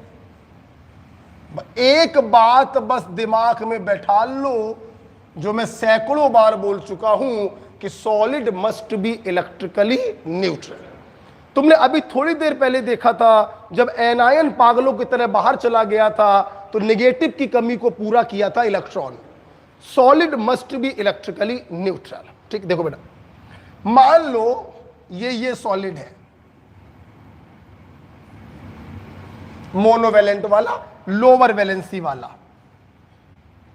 अल्टरनेट फैशन में अरेंज करेंगे, मैं पहले ही बता चुका हूं। डिफेक्ट में हमेशा इस प्रकार से रिप्रेजेंटेशन किया जाता है। अब देखो क्या हुआ, देखो होता क्या होता। मेटल डेफिशिएंसी डिफेक्ट में क्या होता है, ध्यान देना बेटा, लोअर वैलेंसी के जो मेटल हैं ये बाहर निकलेंगे। कहां निकलेंगे, बाहर। भाई मेटल डेफिशिएंसी का मतलब है कि मेटल की हमें कमी करनी है। अब देखना, तो कैटायन जो है सॉलिड को छोड़कर बाहर निकले। अब समझना, जब कैटायन बाहर जाएगा तो सॉलिड में पॉजिटिव चार्ज क्या हो गया, कम, नेगेटिव बढ़ गया, इलेक्ट्रिकल न्यूट्रलिटी डिस्टर्ब हो गई। और मैंने अभी अभी बताया था electrical neutrality must remain same. सुनना, जब दो पॉजिटिव बाहर निकले तो दो पॉजिटिव की कमी हो गई, और दो पॉजिटिव की कमी को पूरा करने के लिए एक पॉजिटिव पर्याप्त है, इसके अंदर चला जाए। क्यों, लोअर वैलेंसी के दो बाहर निकले तो हायर वैलेंसी का एक अंदर चला गया, तो इलेक्ट्रिकल न्यूट्रलिटी क्या हो गई, मेंटेन। लेकिन कैटायन की ओवरऑल मात्रा क्या हो गई, कम। बाहर निकले 2 m, अंदर गया 1 m, तो 1 m कम हो गया कि नहीं हो गया। This is called metal deficiency defect. बेटा सुन लो मेरी बात, ये कैटायन का जो चार्ज है वो 2 m+ के तो बराबर है, चार्ज के केस में तो बराबर कर दिया, लेकिन ओवरऑल कैटायन का अमाउंट तो कम हो गया ना। 2 m बाहर निकले और 1 m+2 अंदर गया, तो 1 m कम हो गया कि नहीं हो गया। This is called metal deficiency defect. Okay, ध्यान दो बेटा। तो जब मेटल डेफिशिएंसी डिफेक्ट हुआ तो अभी मैं लिखने का समय दूंगा, आप जरा देखिए तो हम क्या कहना चाहते हैं। प्लस, और यहां पे बैठ गया +2, और ये देखो 2 m+ बाहर चले गए। तो इस प्रकार से मेरे छात्रों ने देखा कि जब मेटल डेफिशिएंसी डिफेक्ट होता है then again holes are created. बोलो क्या क्रिएट हुए, बोलो क्या क्रिएट हुए हो। शॉर्टकी डिफेक्ट में भी होल होते हैं, फ्रेंकल डिफेक्ट में भी होल पैदा होते हैं, और मेटल डेफिशिएंसी डिफेक्ट में भी होल्स पैदा होते हैं। Am I right? Just listen to me, don't write, pen बंद रखो। सुनना, आप यहां तक लिख लिया है, यहां तक लिख लिया ना तुम लोगों ने, लेकिन सब बताओ लिख लिया है। अब तो सुनना, मेटल डेफिशिएंसी डिफेक्ट में जो सबसे इंपॉर्टेंट क्वेश्चन बनता है वो सुन लो, जिसपे तुम्हें फोकस करना है। जब एक हायर चार्ज वाला अंदर जाता है तो कितने होल क्रिएट होते हैं। फॉर एग्जाम्पल प्लीज देखिए, चलो मैं कुछ भी रब नहीं कर रहा हूं, तुम देखो। जैसे इस पिक्चर में आपने देखा, जब m+2 वाला एक आयन अंदर गया तो 2+1 वाले बाहर आए। एक जगह को इसने घेर लिया, फिर भी एक जगह खाली रह गई, तो कितने होल क्रिएट हुए। तो क्या मैं ये बोल सकता हूं कि व्हेन 1m+2 अंदर जाएगा तो 1 hole is created for this example. क्या मैं बोल सकता हूं, बोल सकता। अब जरा आप देखिए, अभी तो मैंने पिक्चर खोल कर दिखाई है, पूरी क्लास को दिखाई पड़ रहा है। 2m+ बाहर गए, 1m+2 अंदर गया, एक जगह को भर दिया, फिर भी एक जगह खाली रह गई, मतलब एक होल क्रिएट हुआ। एग्जाम में जब आएगा तो ऐसे तो करोगे नहीं, बहुत समय चला गया। सुन लो, इधर देखो, लोअर चार्ज वाले को लिखना, लिख दिया जो बाहर जा रहा है, और हायर चार्ज वाले को लिखना जो अंदर जा रहा है। जैसे कि तुम जानते हो सॉलिड में इलेक्ट्रिकल न्यूट्रलिटी मेंटेन होने चाहिए, इन चार्जों को क्रिस क्रॉस कर देना। 1 आ गया यहां, 2 आ गया यहां, चार्ज बैलेंस हो गए। चार्ज बैलेंस हो गए, बताओ बेटा। तो आप देखिए 2m+ बाहर गए, 1m+2 अंदर गया, तो एक जगह खाली रह गई होगी। मतलब 1m+2 के अंदर जाने पर 1 होल इज क्रिएटेड। तो यहां से रिजल्ट आ गया 10, 1m+2 क्रिएटेड 1 होल। लिखना अब मना है, अब लिखना मना है। लोअर चार्ज वाले को लिखो जो बाहर निकल रहा है, और हायर चार्ज वाले को लिखो जो अंदर जा रहा है। अब चार्ज तुम्हें क्या करनी है? मेंटेन। चार्जों को कर दो क्रिस क्रॉस, चार्ज बैलेंस हो गए। मतलब क्या हुआ? 2m+ बाहर जा रहे हैं, तो 1m+2 अंदर आ रहा है, तो एक जगह इसने भर दी, एक जगह अभी भी खाली रह गई। तो कितने होल क्रिएट हुए?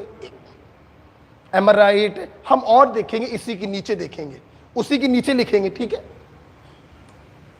बताना सब लोग। मान लो लोअर चार्ज वाला है +2 फेरस, अब तुम लोग बताना, और जो अंदर आ रहा है वो है हायर वाला फेरी। अब सबसे पहले क्या करोगे? चार्ज बैलेंस, 3 आया यहां और 2 आया यहां। 3 Fe+2 जब बाहर गए तो 2 Fe+2 अंदर आए, तो एक जगह खाली बची। तो क्या मैं ये कह सकता हूं कि जब 2 Fe+3 अंदर जाएंगे तो एक होल क्रिएट होगा? क्या मैं लिख सकता हूं? Yes, 10 1 hole is created by 2 Fe+3। तो एक Fe+3 ने कितने होल पैदा किए? आधा होल पैदा किया। अब आधे की तो बात हो नहीं सकती है, तो 2 Fe+3 ने पैदा किया 1। M I right? सवाल बड़ा क्लियर हो रहा है? सोच के बताना। सवाल था, सवाल था, ध्यान सब लोग सुनेंगे, वर्बली आंसर देना है, पेन नहीं चलाना है। फेरस ऑक्साइड का एक सॉलिड था, फेरस ऑक्साइड मतलब FeO, Fe+2, ओके। मैंने इसमें, ध्यान सुनेंगे, 1 मोल Fe+3 को डाला। बताइए कितने होल क्रिएट होंगे? आप बोलेंगे, हम बताएंगे। Fe+2 था, Fe+3 डाला, देखो कितने होल सोल क्रिएट होंगे। उससे पहले अपना ये काम कर लिया करो। ये काम करते ही तुम समझ गए कि 2 Fe+3 अगर अंदर डालते तो एक होल क्रिएट होता। तुमने कितने Fe+3 अंदर डालने हैं? 1 मोल। आपने मोल कॉन्सेप्ट में पढ़ा होगा, इसमें एवोगैड्रो नंबर से मल्टीप्लाई कर दें तो कितने आयन Fe+3 के डाले वो आपको पता चल जाएगा। 2 Fe+3 पैदा करते हैं एक होल, तो 6 × 10⁻23 Fe+3 पैदा करेंगे कितने hole? This is your answer. समझ में आया सवाल? समझ में आया सवाल? अच्छा, अगर समझ में आया है, लिखना अगला कुछ नहीं है, सब सवाल कराएंगे। अगला वाला तुम लोग बताओगे। पेन चलाओगे? चला लो, चलो पेन चला लो, ठीक, पेन चला लो, चलो बताना।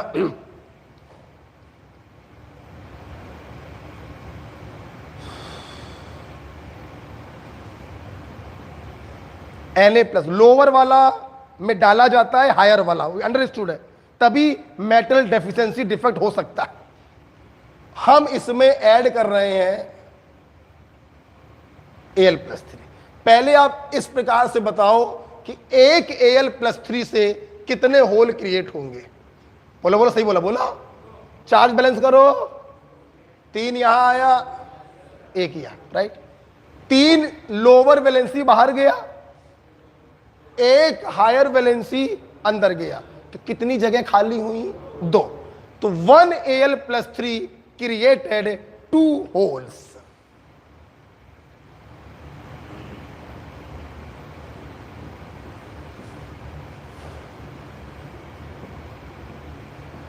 अब अगर समझ में आया तो बताना। मैंने NaCl के सॉलिड में 1 मोल Al+3 को डाल दिया, बताइए कुल कितने होल क्रिएट होंगे? 1 मोल Al+3 का मतलब है 6 × 10⁻23 Al+3।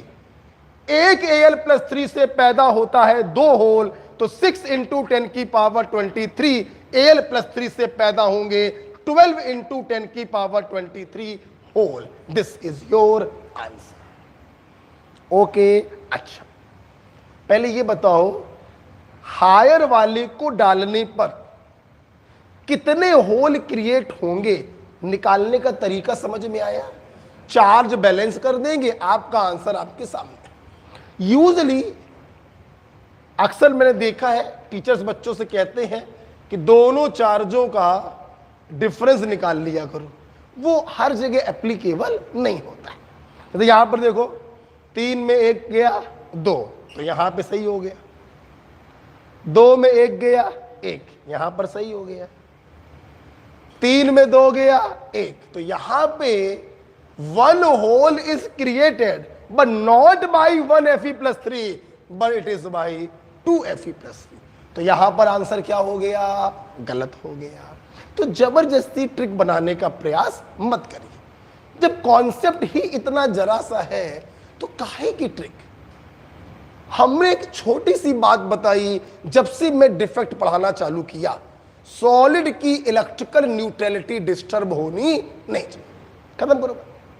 जब लोअर चार्ज वाला बाहर जाएगा और हायर चार्ज वाला अंदर आएगा, तो क्रिस क्रॉस करके चार्ज को बैलेंस कर दिया करो, होल आपको ऑटोमेटिक पता चल जाए।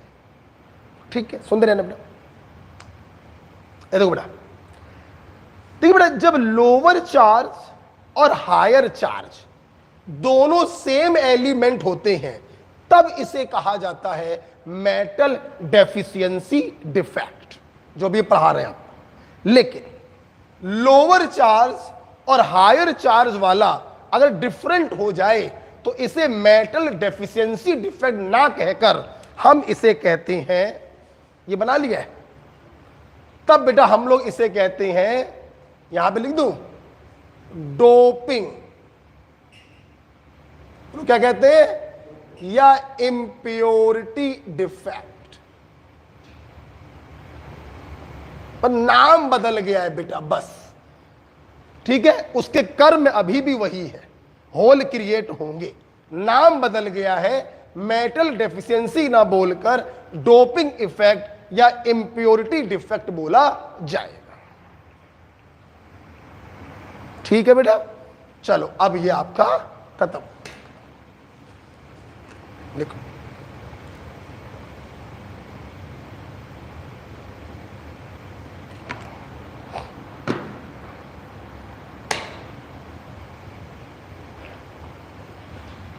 बाहर जाने वाला और अंदर आने वाला दोनों सेम है तो आप बोलोगे मेटल डेफिशिएंसी डिफेक्ट। लेकिन अगर दोनों डिफरेंट हो जाएं तो नाम बदल जाएगा, इम्प्योरिटी डिफेक्ट या डोपिंग इफेक्ट नाम दिया जाएगा।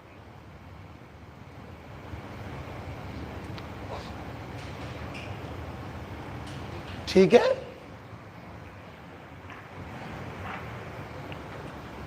आज 30 जून है। आज टेस्ट अनाउंस था व्हाट्सएप वाला मेरा, टेस्ट नंबर 11, पेपर डल चुका है व्हाट्सएप पर, आप जाके लगा सकते हैं। टॉपिक क्या थे आज के टेस्ट के? Solid state, 6th A group, carbonyl compound, acid and it's derivative और एमीन, ये टॉपिक था। ठीक है, लिखो आराम से।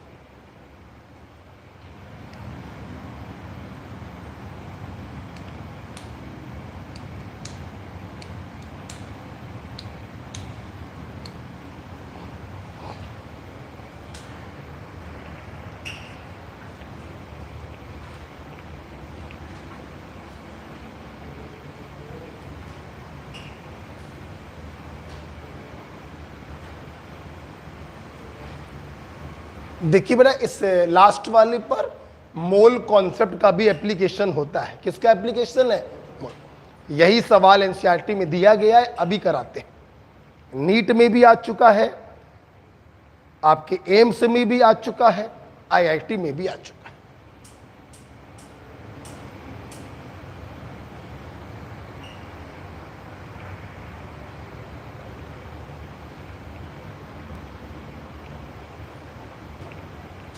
बड़े आगे हटा दे बेटा। एनसीईआरटी की एक्सरसाइज में एक बड़ा प्यारा सा सवाल और दिया गया है, जिस सवाल को मैंने आपको पढ़ा दिया था इन ऑक्सीडेशन रिडक्शन। ठीक है, एक सवाल ये एनसीईआरटी में दिया गया है।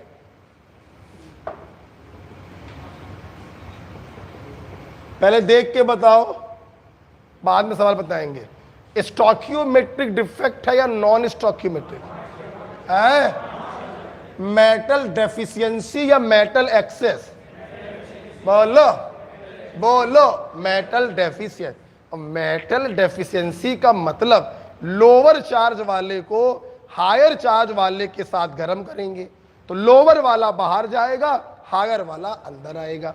मेटल डेफिशिएंसी डिफेक्ट मतलब इसके अंदर आयरन +2 स्टेट में भी होगा और +3 स्टेट में भी होगा।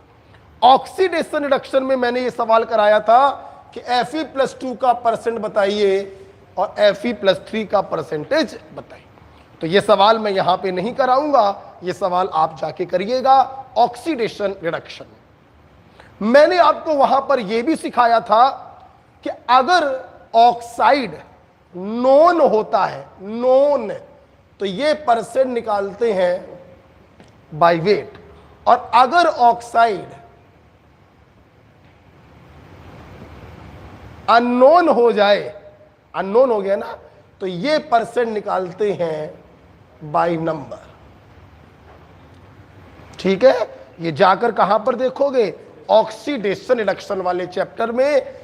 भैया जैसे ये वाला सवाल हर जगह आ चुका है, ये वाला सवाल भी हर जगह आ चुका है।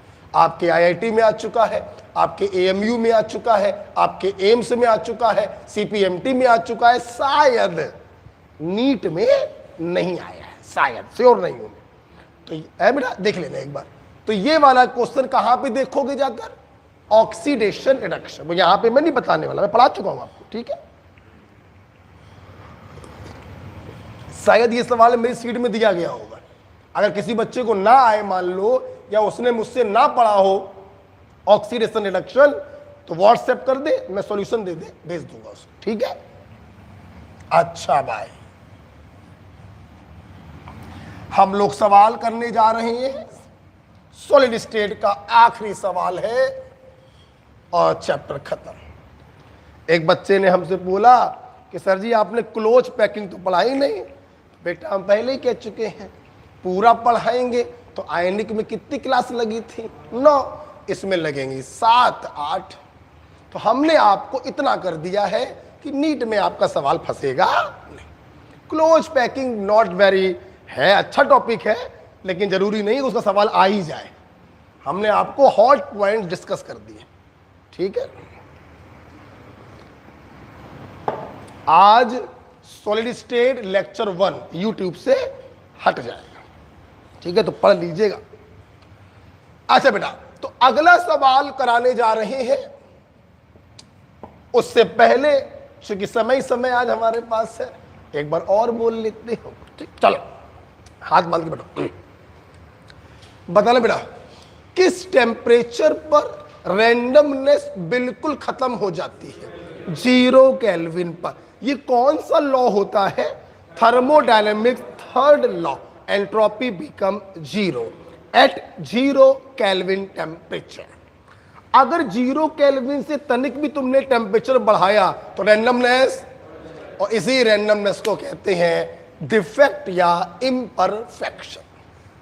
कितने प्रकार के डिफेक्ट आपके कोर्स में है? 2, स्टोकियोमेट्रिक और नॉन स्टोकियोमेट्रिक। अगर डिफेक्ट के बाद, अरे भाई क्या कौन सा कागज है, पैसे पड़े, 10 का नोट पड़ा हुआ, पहले कभी 1000 के पड़े होते थे, कोरोना का 10 का बचा है। अब क्या कहा जाए, बड़ा गड़बड़ हो गया है मामला, नया बैच अनाउंस कर दिया इसीलिए, है ना। कौन सा प्राइस? नहीं, वो क्रैश कोर्स बेटा क्या है ना, अभी नीट का कुछ कंफर्म ही नहीं हो रहा है। अब बताओ, आप सोचो रहा, अब हम क्रैश कोर्स कैसे बना दें? 26 जुलाई के अकॉर्डिंग बना दें, कैसे बना दें भाई? क्रैश कोर्स का मतलब होता है topic, chapter, date, chapter, date, chapter, date. अब पता तो चले भाई 26 जुलाई को होना है तो हॉट टॉपिक्स का रिवीजन कराए, अगस्त सितंबर में जाना है तो उस प्रकार से रिवीजन कराए, अक्टूबर में जाना है तो उस प्रकार से कराए, अगले साल जाना है तो बंद करें, तो बंद करें भैया, सब बोरिया बिस्तर बांध के हम भी जाए और तुम भी भैया जाओ। तो इसलिए क्रैश कोर्स जो मेरे दिमाग में बहुत तेज चल रहा है, लेकिन बस वही डेट, एग्जैक्ट डेट आ जाए, कर ही नहीं रहे, क्या किया जाए, डेट बता ही नहीं रहे। एक्चुअली क्या है ना, वो लोग भी परेशान है, किसी के मन में ये थोड़ी ना कि पेपर ना कराएं या बच्चों को परेशान करें, कोई नहीं चाहता किसी को परेशान करना। वास्तविकता तो यही है, परिस्थितियां ऐसी बन जाती हैं कि आपको लगता है कि सामने वाला हमें परेशान कर रहा है। मैं अपने ऊपर एग्जांपल लेके बता रहा हूं, परिस्थितियां ऐसी बन जाती हैं, मतलब कोई किसी को परेशान करना नहीं चाहता। सरकार क्या चाहती है कि बच्चों का पेपर ना हो? नहीं, ऐसा नहीं, वो परेशान है, कैसे ले पेपर, 14-15 लाख बच्चे हैं, कोरोना का संक्रमण चल रहा है, कैसे उठाएं बच्चों को, तो परेशान चल रही है, इसलिए वो डेट पे डेट दे ही नहीं पा रही है ना। तो जैसे एक निश्चित डेट आती है आपके सामने क्रैश कोर्स होगा। हाँ, ये जरूर है कि बात बताएंगे, छोड़ो। तो स्टोकियोमेट्रिक डिफेक्ट में बड़े जल्दी से बताओ, आफ्टर डिफेक्ट रेशियो क्या रहना है? सेम। और नॉन स्टोकियोमेट्रिक में रेशियो चेंज हो जाएगा। दशमलव में कोई एटम है तो अंडरस्टूड है नॉन स्टोकियोमेट्रिक होगा। Is it clear? अच्छा, स्टोकियोमेट्रिक 2 प्रकार के, शॉर्ट की और जल्दी बताना, इक्वल नंबर के कैटायन और एनायन सॉलिड को छोड़ के बाहर चले गए, शॉर्ट की, तो पर शॉर्ट की डिफेक्ट कितने होल, कितने होल, मास क्या हो गया, तो डेंसिटी क्या हो गई। गुड आयनिक सॉलिड या low ionic solid? Good ionic solid. High coordination number या लो, हाई रेडियस रेशियो या लो, और हाई रेडियस रेशियो कब होगा? जब कैटायन और एनायन का साइज लगभग बराबर। फ्रैंकल डिफेक्ट भैया, इसमें कोई छोड़ के बाहर नहीं जाएगा, बस कैटायन अपनी लैटिस पॉइंट को छोड़कर इंटरस्टिशियल स्पेस में चला जाता है। Is it clear? अच्छा, तो per Frenkel defect 1 hole is created, mass पर कोई फर्क नहीं पड़ा, डेंसिटी पे कोई फर्क नहीं पड़ा, लो आयनिक कंपाउंड शो करेंगे, रेडियस रेशियो कम होना चाहिए, कैटायन का साइज खूब छोटा हो, एनायन का साइज खूब बड़ा। इसके एग्जाम्पल थे NaCl और सीजियम क्लोराइड, इसके एग्जाम्पल थे जिंक सल्फाइड और सिल्वर हैलाइड। सिल्वर ब्रोमाइड में दोनों प्रकार के डिफेक्ट होते हैं। इन डिफेक्ट के कारण थर्मोडायनामिक स्टेबिलिटी कम हो जाती है और एनसीईआरटी का पॉइंट 1 सेंटीमीटर क्यूब NaCl में 10 की पावर 6 शॉर्ट की पेयर पाए जाते हैं, याद करना है। अच्छा, अब हम लोग आ गए नॉन स्टोकियोमेट्रिक में, metal excess defect, metal deficiency defect. सोचते रटो नहीं, रटोगे नहीं, आग बंद करके सोच ले। मेटल एक्सेस मतलब कैटायन का नंबर बढ़ जाए। अब कैटायन को बढ़ाने का तो कोई तरीका होता नहीं है, तो एनायन का नंबर घट जाए तो भी कैटायन बढ़ जाएगा। तो मेटल एक्सेस डिफरेंट पिक्चर में कब आएगा? जब किसी आयनिक सॉलिड को उसकी मेटल की वेपर के साथ गर्म करेंगे तो एनायन पगलाते हुए बाहर निकल आएगा और यहां पर कैटायन की मात्रा बढ़ जाएगी। इसी को कहते हैं मेटल एक्सेस डिफेक्ट। जो वैकेंसी क्रिएट हुई उसको इलेक्ट्रॉन ने जाकर फुलफिल कर दिया, अब इसे कहते हैं F centre responsible for the colour. NaCl golden yellow, ZnO ठंडे में सफेद है और गर्म करने पर येलो। क्लियर? कितने लोगों का ये कब्रिस्तान बन चुका है, कीड़े मकोड़े आते हैं और मुक्ति प्राप्त कर लेते हैं। खैर, अच्छा बड़े बच्चों, इसके बाद हम लोग आए मेटल डेफिशिएंसी डिफेक्ट। ओ हो, मेटल का नंबर क्या करना है बे? कम। मेटल का नंबर कम करना है। सर ने बताया था ये तभी पॉसिबल है जब वेरिएबल वैलेंसी कोई मेटल शो करता हो। लोअर वैलेंसी वाले में हायर वैलेंसी वाले को डालोगे तो ये अंडरस्टूड है, चार्ज को बैलेंस करने के चक्कर में निकलेंगे ज्यादा आएंगे कम, तो ओवरऑल मेटल की क्या हो गई? कमी। This is called metal deficiency defect. Okay, अब कितने होल क्रिएट हुए? तो चार्ज न्यूट्रलिटी कॉन्सेप्ट लगा दिया करो। चलो ये बताओ, सोच के बताओ, चलो बताओ। लोअर वाला है +2, चलो भाई फटाफट बताना। जो अंदर आ रहा है वो है +4, बताओ क्या करें? क्रिस क्रॉस कर दे। अब क्रिस क्रॉस कर दो या सीधे 2 कर दो, दिमाग लगा यार। मतलब भाई 2 दूनी तो भी चार्ज बैलेंस हो गया, या क्रिस क्रॉस कर दो तो भी चार्ज बैलेंस हो गया। बात तो एक ही हो गई ना, 2 1 कम 2, बात तो वही हो गई ना। तो 2m+2 बाहर गए और 1m+4 अंदर आया, तो एक वैकेंसी क्रिएट हुई। मतलब 1m+4 क्रिएट 1 होल। जल्दी बताओ, अगर तुमने इसके अंदर इसके 2 मोल डाले तो कितने होल क्रिएट होंगे? 2 मोल का मतलब हो गया इतने m+4। बोलो, 1m+4 क्रिएट करता है 1 होल, तो इतने m+4 क्रिएट करेंगे इतने। ठीक है, होल की संख्या आ गई। ठीक, अब मैं ये जो रफली सवाल जो मैं करा रहा था इसको अच्छा सा रूप देने जा रहा हूं। ठीक है, लास्ट सवाल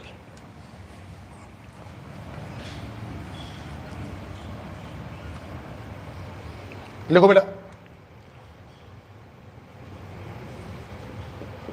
अभी मैंने बताया, अगर बाहर जाने वाला लोअर वैलेंसी और अंदर आने वाला हायर वैलेंसी सेम है तो कहोगे मेटल डेफिशिएंसी, और डिफरेंट हो जाए तो कहेंगे डोपिंग। क्या कहेंगे? NaCl solid is doped by 10⁻⁻⁴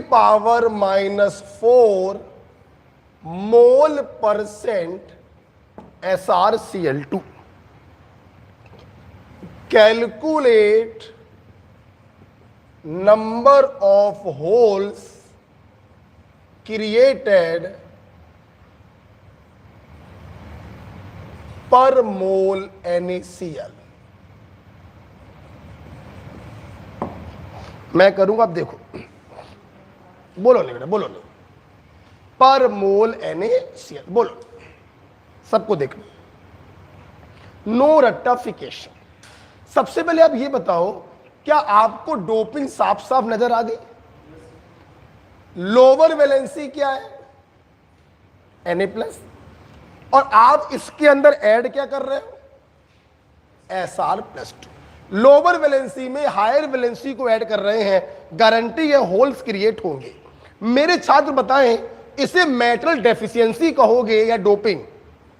doping, दोनों डिफरेंट होंगे। अब देखो, सवाल करने से पहले आप सबसे पहले ये पता करेंगे कि एक हायर वाले के अंदर आने से कितने होल क्रिएट होंगे। तरीका मालूम है, चार्ज क्रिस क्रॉस। ठीक, सुनना, हम सवाल अभी नहीं करेंगे, हम सिंपल लिखेंगे लोअर वाला हायर वाला। बोलो बोलो, चार्ज बैलेंस करने मतलब 2 Na+ बाहर जाएंगे तो एक Sr+2 अंदर आया, वैकेंसी कितनी क्रिएट हुई? 1। मतलब 1 hole is created by 1 Sr+2। चुपके से इसको लिखकर हटा दिया। बोलो बोलो बोलो, इतना क्लियर हो गया? एक Sr+2 जब अंदर जाएगा तो एक होल क्रिएट होगा। चुपके से इतना काम कर लिया।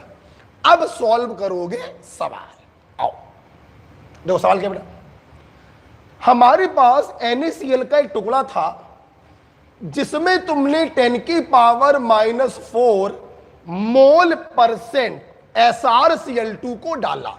हमारे छात्रों को परसेंट का मतलब समझ में आना चाहिए। 100 में कितना, परसेंट बाई वेट, 100 ग्राम में इतना ग्राम, परसेंट बाई वॉल्यूम, 100 ml में इतने ml, percent by mole, 100 ml में 100 मोल में इतने मोल। नहीं मालूम है तो मैं कोई हेल्प भी नहीं कर पाऊंगा, ये वॉल्यूमेट्रिक में आपको पढ़ाया जाता है। परसेंट का मतलब होता है 100 में कितना। चल एक हिंट दे रहा हूं, फिर तो लगना, जैसे आप लोगों ने 12th का पेपर दिया होगा तो अक्सर लोग आपसे पूछते नहीं है, जरा बताओ बायो में कितने % नंबर है? तुमने बोला 80% नंबर है। मतलब 100 नंबर के पेपर में 80 नंबर प्राप्त हुए। बताओ केमिस्ट्री में कितने % नंबर है? 99% नंबर है। मतलब 100 नंबर के पेपर में 99 नंबर प्राप्त हुए। बताओ फिजिक्स में कितने नंबर है? 33% नंबर है। अक्सर यही आते हैं। तो 100 नंबर में 33 नंबर प्राप्त हुए। परसेंट का मतलब होता है 100 में कितना। ठीक, देखो बेटा, तो 10⁻⁻⁴ मोल परसेंट SrCl2 का मतलब है 100 मोल NaCl is doped by 10⁻⁻⁴ mole SrCl2। 100 मोल में डाला है 10⁻⁻⁴ मोल SrCl2। समझ में आया? इतना बात खत्म नहीं हुई है अभी तो मैंने सिर्फ इसको ओपन किया। अब सुनना, सवाल आपसे होल की संख्या पूछ रहा है, किसमें? पर मोल NaCl। एक मोल NaCl में कितने होल क्रिएट हुए ये पूछ रहा है। 100 मोल में डाला है इतने मोल, तो सबसे पहले ये पता करो एक मोल NaCl में कितना डाला होगा? 10⁻⁻⁶ मोल SrCl। समझ में आया कि नहीं आया?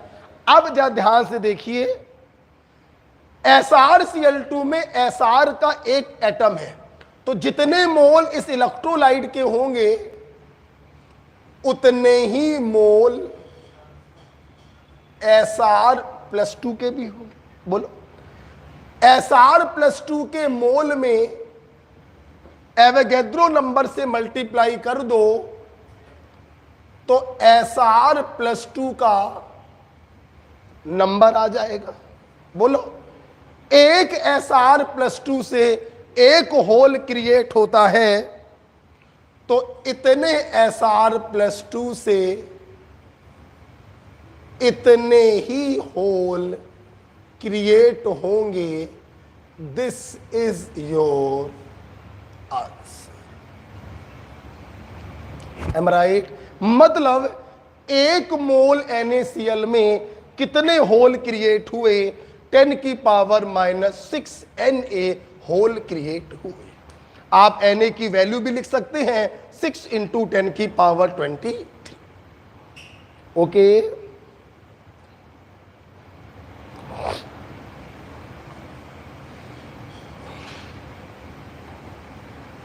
ठीक है। कभी भी डोपिंग पर कोई क्वेश्चन आए, मेटल डेफिशिएंसी पर कोई क्वेश्चन आए, सबसे पहले ये काम करोगे, सबसे पहले कि एक हायर वाले से कितने होल क्रिएट होंगे, सबसे पहले ये काम करोगे, फिर मोल कॉन्सेप्ट को लगाओगे। ठीक है, ध्यान रखना, पहले वो वाला काम किया जाएगा, फिर मोल कॉन्सेप्ट को लगाया जाएगा। ठीक है,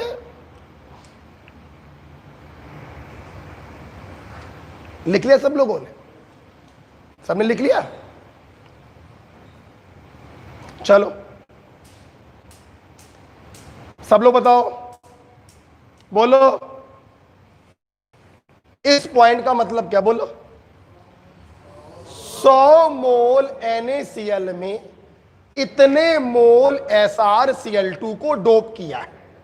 आप मुझे ये बताओ, तुम 1 मोल NaCl में क्यों निकाल रहे हो? क्योंकि होलों की संख्या पर मोल NaCl पूछा गया, तो 1 मोल NaCl में कितना SrCl2 डोप किया, समझ में आ गया? SrCl2 में Sr का एक एटम है, तो जितने मोल इस इलेक्ट्रोलाइट के होंगे उतने मोल इस आयन के होंगे, मल्टीप्लाइड बाई एवोगैड्रो, Sr+2 का नंबर आ गया। एक Sr+2 एक होल क्रिएट कर रहा, तो इतने Sr+2 इतने ही होल क्रिएट करेंगे। ओके, चेंज कर दे, वर्बली करोगे, मुंह जवानी करोगे? मुंह जवानी करेंगे सब लोग?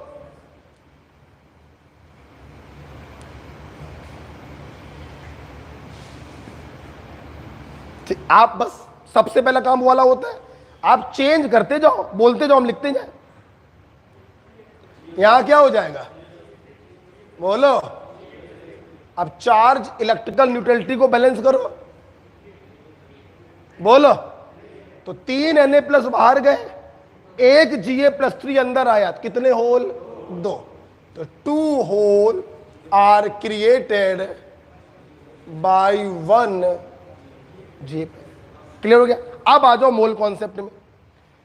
100 मोल NaCl में डाला है 10 की पावर -4 मोल GaCl3, तो 1 मोल में कितना डाला होगा? इतने मोल। हम 1 मोल में क्यों निकाल रहे हैं? क्योंकि पर मोल पूछा गया। इस इलेक्ट्रोलाइट के एक पार्टिकल गैलियम का है, तो जितने मोल इसके होंगे उतने ही मोल गैलियम का होगा। एवोगैड्रो से मल्टीप्लाई किया तो गैलियम आयनों की संख्या आ गई। एक गैलियम आयन से 2 होल क्रिएट हुए, तो इतने गैलियम आयन से इतने होल क्रिएट होंगे।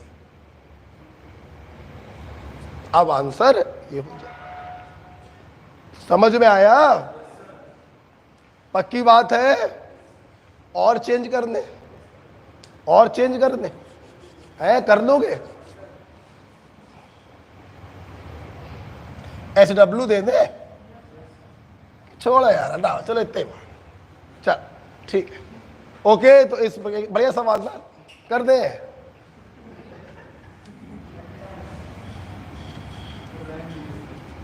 अरे ले यार, मन में है कहा है ये सब हटा दो, ये कर दो, ऑप्शन बना दो। अरे ऑफलाइन में तो बहुत कुछ होता है बेटा, ये तो बस हो रहा है काम। ऑप्शन बना दिया।